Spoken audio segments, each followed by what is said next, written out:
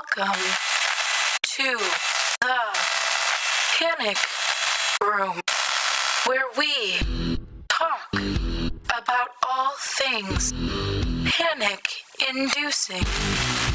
I am the Queen of Panic. Warning, some episodes may contain content that may be disturbing to others. Viewer discretion is advised. Now let the games begin. Stalker for over 10 years. This happened in the late 90s. I, Catherine, female 43, and my friend Rose, female 42, met him together.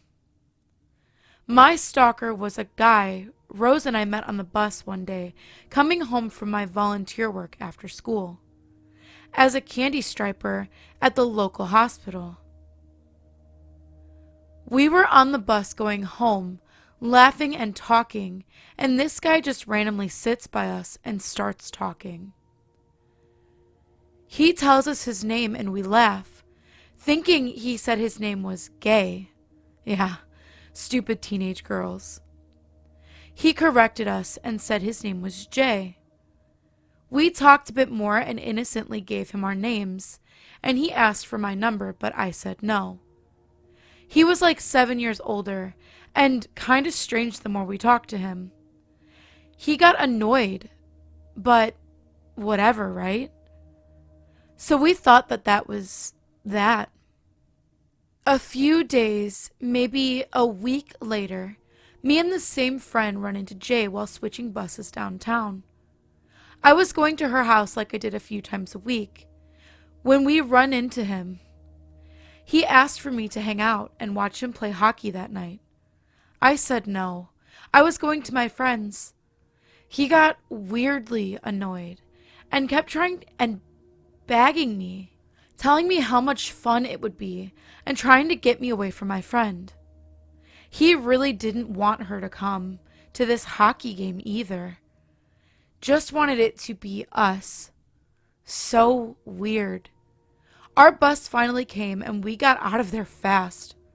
Over the next few weeks, I kept running into him downtown.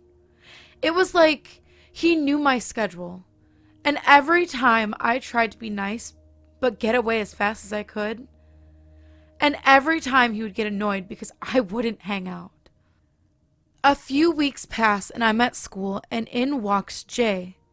I was so mad and frustrated and I snap on him. Why was he here? And how did he know what school I went to? Did he follow me on the city bus? He tried saying that he was there to see his friends, but he wasn't with anyone. Just a 25-ish-year-old guy wandering around a high school. After that, I would randomly see him on my bus, and he would always try to sit across from me and watch. He would still ask for us to hang out, and I would still say no. As time went on, he would still find me on the bus and sit across from me with who I guessed was his girlfriend or a girl he was trying to make me jealous with. He would look at me while making out with her. He would do everything he could to make me feel uncomfortable. I would either turn up my music and do my best to ignore him, or move to another spot. Nothing ever seemed to deter him. He never did anything bad enough to call the police, but he knew it was wrong, and he knew it bothered me. And he knew I would have a panic attack, and I'm sure he got off on that. As the years went on, I would see less and less of him. He would randomly pop up and make me uncomfortable. He started standing really close to me and trying to talk. I would have a panic attack and do my best to ignore him. I would still walk away and he would just get more pushy. Every time I would run into him, I text my friend that was there when we first ran into him and get her to calm me down. It's now 2023, so 24-ish years since it all started, and I haven't seen him in the last maybe 8+ years, and I'm just praying that I never see him again. I'm 43, so he must be going on 50, and I'm still scared to run into him. I have thought I saw him a few times and panicked, but it wasn't him. I hope I never see him again. So I'm a 28-year-old woman, and this happened to me when I was 13. I'm an adult now and still kind of traumatized. For a little context, at 13, I transferred schools because of lack of money. This school I went to was a cheaper private school because where I lived, the public ones kind of sucked. I didn't have any friends for at least the first couple of months. I started noticing this boy, Victor. He was always staring at me during class, in the hallways, by the window, and at lunch. It was kind of an everyday thing, but I didn't care because as a kid, I only thought of stupid things like dolls or whatever. Oh, and one more thing. I was flat as a table back then, so I totally looked like a small child. The girls in my class started saying that Victor had a crush on me, which creeped the hell out of me because he was 18. I was creeped out but still didn't care, as long as he didn't approach me or anything. But things escalated quickly. Victor would follow me home every day. Thank God I moved since then, and he doesn't know where I live anymore. The most annoying thing, however, was that he constantly asked his friends to go try to talk to me and try to convince me to go out with him and make out with him after school. These talks would usually take about 30 minutes of them trying so hard to convince me to agree with this, while Victor was behind them watching the conversation like a freak. Obviously, I rejected him at the time, but being the nice guy that he was, he spread rumors about us making out anyway. Nobody believed anyway, because he was such a weird guy, and the whole school knew it.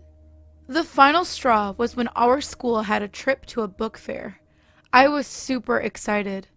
At this point, I had made a couple of friends. On our way to this fair, I was on the bus with my friend, and Victor was on 3 seats behind us, and I could feel his eyes on me the whole way. Out of nowhere, he came and asked for my friend's cell phone, and she gave it to him. So stupid of her. He returned her cell phone not even 2 minutes after.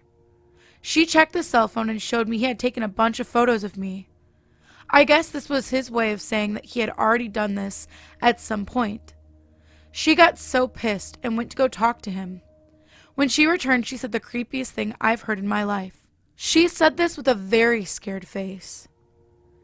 He said to me that when you least expect it, he will push you into the bathroom and rape you. Today. The only thing that went through my mind was, what should I do now? I looked at him and he gave me a creepy smile. After this, I spent the whole day looking behind my back, not leaving the side of my teacher. She didn't even understand why I didn't want to walk around at the fair. I was in alert mode all the time, and thank God nothing happened. When I came home, I cried in my room like a baby. This was at the end of the year, and thankfully I switched schools again. I told this to my mom last year, and she was like, yeah, it happens. It happened to me too when I was your age. So shocked about how this is such a common thing. I'm 28 now, and I still see Victor on the streets. He has followed me around a few times. I always walk in circles until I lost him. But sometimes he waits for me outside the stores or restaurants. I think about what would have happened to me in that book fair if I didn't have my teacher next to me the whole time. And I wondered if one day he'll do something or just keep this creepy behavior. I've been a little afraid to post this anywhere, as I've been fearful of potential retaliation if my stalker happened to see this. A few years have passed though, and I feel ready to tell the story in detail. I knew my stalker. In high school, he was my biggest crush. I was a freshman and he was a senior when we met. I always thought the story of how we found each other belonged in a movie. It was the age of Tumblr, 500 Days of Summer, And I swear in high school, my whole existence felt dependent on finding some sort of movie-like romance. One day, I was walking home from school and found a note on the ground. It was two students talking to each other, making jokes. Clearly something they were passing around in class that somehow ended up outside. The note was signed with a very unique name that was hard to forget. Let's call him Nuri. So the name Nuri is stuck in my head because I found it so unique. I was scrolling on Facebook the same day, and Nuri had commented on one of my friend's Facebook posts. I was thinking, oh my gosh, that's the guy whose note I found. I responded to one of his comments saying something like, "This sounds crazy, but I randomly found one of your notes on the ground after school today." We ended up talking a ton over text and Facebook for the next few months. I was smitten. I thought he was one of the most beautiful people I had ever seen.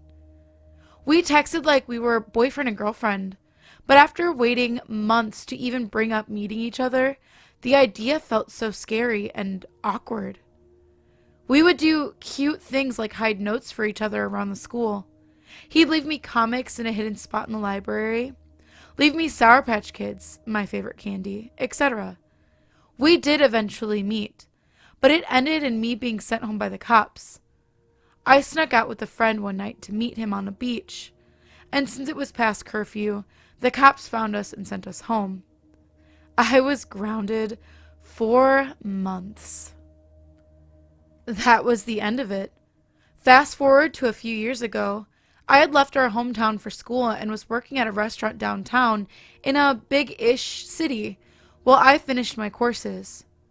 He had disappeared off the map, but last I saw on social media, he was living in California. I can't remember why, but one day he reached out.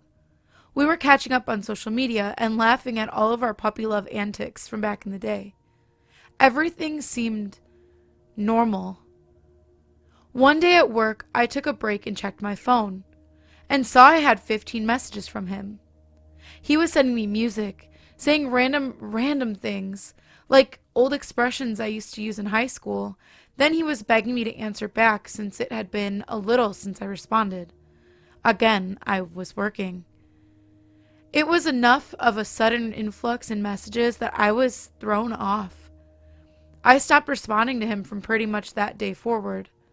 But the messages didn't stop. They became poems, random nonsense. One example of a series of texts he sent, context, he was replying to a picture of a pumpkin I carved for Halloween. A little imperfect pumpkin sat on a wall. The little imperfect pumpkin had a great fall, and all the queen's men couldn't put the little imperfect pumpkin together again. And what if the wind came out of a cloud by night, chilling and killing your little imperfect pumpkin? What's going to save it from falling away? A few days later, he sends, "Knock, knock. She's around here somewhere. I can feel it." Spidey senses tingles. Ah, so that's where she is. Must be real serious this time. Heads around back and sees it, a cellar door, guarded by mermaid roses and red lipstick smooches, impenetrable. Gently approaches, kneels, and drops in a note before slightly slinging away. "MJ, we knew the time would come.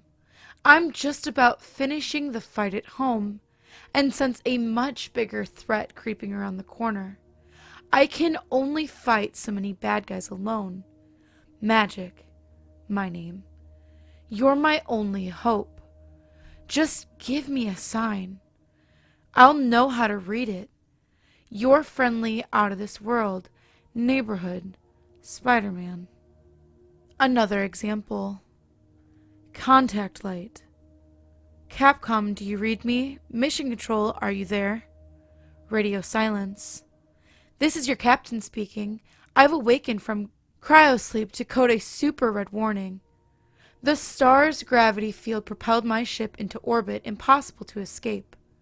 The star is collapsing, splitting at the seams, and now the whole thing's tumbling down. A champagne supernova in the sky. This is my final transmission aboard. My Instagram name. I'm coming home. The final message I got before I blocked him was him responding to a video of my dog where I said, "He's so perfect." He responds, "What if he disobeys your commands? Is he perfect then? Besides, there's more fun to be had when one side is playing hard to get and the other is playing fetch. I'm finna fetch me some of that, my Instagram name. Do you know where I can get me some of that sweet sweet? Not following the rainbow on this one. That would take me to a pot of mold. And you wouldn't lead me to a pot of mold, would you?" I blocked him. Months went by. One day I was at work and walked by a table when a man tapped me on the shoulder. It was during COVID time, so everyone was wearing a mask. This man had a bright Sour Patch Kid mask on. My heart sunk. It had been years, but I know those eyes. Those dark, empty eyes. The man said, "If I want to get a drink, do I order with you?" I mumbled something like, "Let me grab a bartender," and ran to the bathroom to lock myself in. I texted one of my friends from high school who understood these types of messages I've been getting from him, and said, "Oh my God, Nuri is here." She responded, "Oh yeah, I didn't tell you, but he's been reaching out to me about you. He said he doesn't know why you blocked him, and he feels like you're playing some twisted game. The last thing he said to me about it was, 'I just have to know she's okay.'" I hid in the back and called my dad, who told me to unblock him and get confirmation that he is in fact there for me. I did so and typed, "Why are you here?"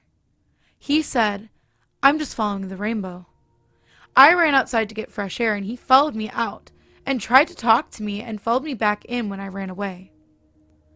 My dad had to pick me up and escort me to my apartment with a gun. This man planned this whole thing. He found out where I worked, packed his bags, flew across the country, booked a hotel directly next to my job, found out which day I was working, got dressed, bought gifts, and came in. He handed a pouch to the bartender to give me when he realized I was hiding in the back. It had a Harry Potter pin that said, "Always," a bunch of Sour Patch Kids, and a creepy, cryptic note. I texted him a long text telling him to never come near me again, and he responded, "I knew something was wrong since I haven't heard from you since the full moon of January 2020. I kept watching my back for a few weeks, but I didn't ever hear anything again. 2 years have passed, and I thought I was in the clear, until a few months ago. I got a notification on my phone from Instagram. It was one of his accounts, liking one of my old photos. I have this unshakable feeling that somehow he will be back. Unfortunately, I can't do a damn thing about it, but hope I never see him again. To my insane, delusional, high school stalker, I hope we never meet again." I was stalked by a guest in my student accommodation. I'm 19 years old and living far from home in a studio room. I'm often up late, and last week I was just doing some laundry around 11 p.m.-ish. I saw a man sitting in the lobby. I saw him around a bit at night, but I didn't think much of it. I'm in the laundry room. I'd just put my clothes in the dryer and I hear the laundry room door beeping. It meant someone was coming in. There was the man, standing there with no clothes to wash, just staring at me. I maneuvered around him and headed to the lifts. He followed me quickly and cornered me and asked for my Snapchat. I was tired and just wanted to go back to my room, so I stupidly gave it to him. I figured he'd message and try to flirt. I'd say, "I have a boyfriend, sorry if you thought this was anything else," And that would be the end of it. Anyways, he started messaging me. It's kind of normal, then he starts saying weird stuff like, I saw you a month ago and I was impressed. I've been visiting a friend and staying here. And I've been watching you. I noticed that you come out mostly at night. He told me that he was only visiting for 5 more days. And then it gets worse. He says, I love you, I can't help it. And then I say I have a boyfriend and he says, I only want you. And continues to completely ignore that. He asks to come to my room and I said no. Then he wanted a hug. He asked me if I live alone and if I was a virgin. He kept saying he loved me and that I was perfect for him, that I impressed him. At that point, I recorded all the messages on Snapchat, spoke to him a little bit more to gather evidence so that I could take it to reception in the morning. He's been watching me for a month. I got my guy friend who lives on the 2nd floor to walk me down to the laundry room. We sat in the student lounge area and my friend calmed me down. I was shaking with adrenaline and fear. We saw him around the laundry room again looking for me, but luckily I'd already picked it up. I run back to my room and my friend says I can stay in his room, but I said it's okay, I'll just lock my door. It's around 1 a.m. I hear something outside my room trying to get in. I asked my friend if he's outside my room and he said no, so I just froze. I didn't want to make a sound. I felt sick to my stomach and helpless. Eventually it stopped, and whoever it was went away. In the morning, I reported this to reception, and then went to stay a few days with my boyfriend. Then after, went to London to visit a friend, and last night was the first time I'd spent the night in my room since this happened. I'm very paranoid now. Sadly, I should probably be used to this. It's not the first time I've been sexually harassed. One guy tried to kiss me in a club by grabbing my head, and a bunch of other things have happened that I won't go into here. But anyway, I'm terrified to go outside of my room after dark. I'm constantly looking over my shoulder and feeling paranoid. I was always an extremely small and sickly child. I looked young for my age. My family and I lived out of town, about 8 miles out. Our little community was next to a highway. The school bus would drop me off 2 blocks away from home. One day, I noticed a red truck following slowly behind me. So slow that I figured they were just looking for a house or something. I ignored it and walked to my house that was at the end of the street. Consistently, this truck would follow slowly behind me. After a couple days of this, I walked into my house. I was always the first one home, and looked out the window. Inside was an older man and a black lab. He was staring at me, idling his truck. Then he pulled away. I decided enough was enough, and I told my parents.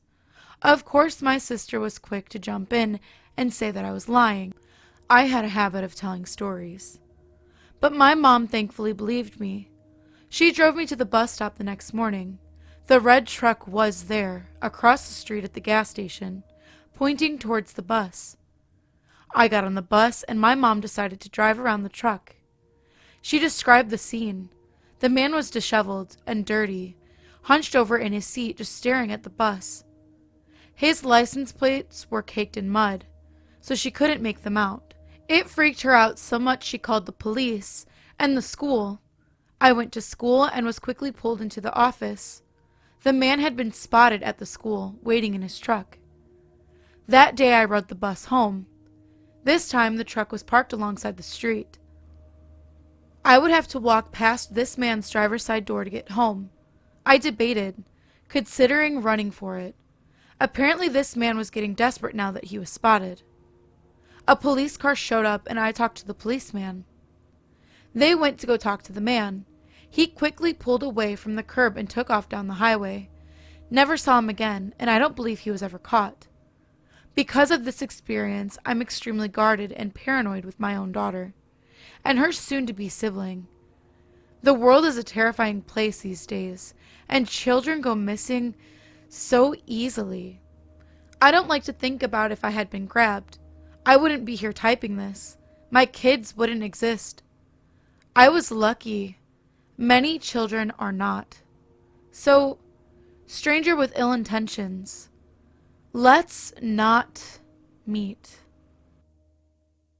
If you have any of your own stories and would like to submit them for narration, please go into the link in the description and submit your stories to the subreddit to see your stories featured here.